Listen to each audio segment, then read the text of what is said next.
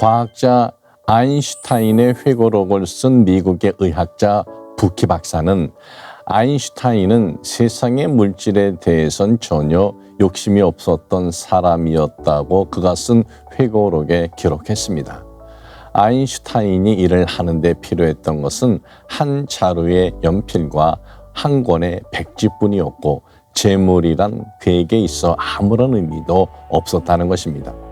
아인슈타인을 가까이서 접할 수 있었던 사람들은 한결같이 그가 돈을 가지고 다니는 것을 본 적이 없다고 말했는데, 그토록 돈에 대해 철저히 무관심할 수밖에 없었던 이유로 그가 연구하는 일에만 파묻혀 살았기에 돈을 쓸 시간 자체가 없었다는 것입니다. 한 번은 석유왕 록펠러 재단에서 1,500불짜리 수표를 보냈는데 이것을 무관심하게 책 위에 그대로 놓아두었다가 누군가에 의해 도난당하게 되었습니다.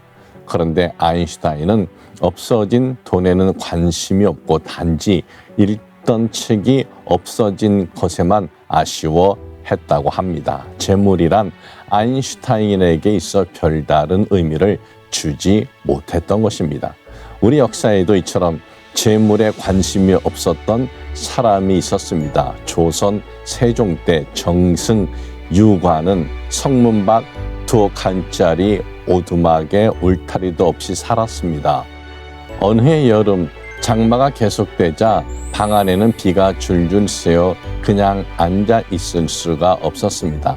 다행히 찌그러진 삿갓 하나가 있어 정승은 방 안에서 그것을 쓰고 비를 피했습니다.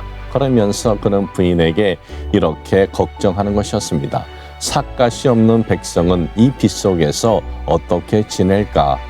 저는 우리 모두가 가난하기를 원해야 한다는 것을 말씀드리는 것이 아닙니다. 우리 모두는 재물에 아무런 관심을 두어서는 안 된다고 말씀드리는 것도 아닙니다. 재물도 분명 하나님께서 주신 것이고 어떤 마음가짐으로 어떻게 벌어 어떻게 사용하는가 하는 것이 중요한 것이지 재물을 얻고 소유하는 것이 잘못된 것은 아닙니다. 그렇다고 재물을 많이 소유하고 있는 것만이 축복인 것이라고도 할 수 없습니다. 하나님이 우리에게 주신 축복은 부의 축적, 재물에 많고 적음이 아니라 각자에게 맡겨진 것 그대로를 감사하는 것입니다. 어떤 사람은 제게 말합니다. 목사님은 가난해 보지 않아서 가난이 얼마나 힘든 것인지 모릅니다. 만일 가난이 그저 돈이 없는 것이라면 저도 가난한 시절이 있었습니다. 가난하여 밥을 굶은 시절이 있었습니다. 그러나 가난한 것도 감사해야 합니다. 가난하기 때문에 배울 수 있는 것, 가난을 통해서만 깨달을 수 있는 것이 분명 있기 때문입니다. 조선시대 정승이었던 유관이 훌륭한 것은 그가 가난했다는 자체 때문이라기보다는 자신이 그토록 가난하면서도 자신보다 더 가난한 백성을 생각하고 염려했다는 것입니다.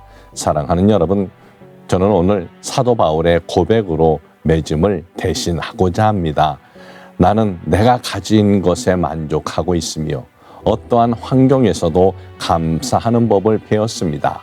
가난을 이겨낼 줄도 알고 부유함을 누릴 줄도 압니다. 배 부를 때나 배 고플 때나 넉넉할 때나 궁핍할 때나 어떤 형편에 처했어도 기뻐하고 즐거워합니다. 내게 능력 주시는 그리스도를 통하여 나는 모든 것을 할 수 있습니다. 빌립보서 4장 11절에서 13절 말씀입니다.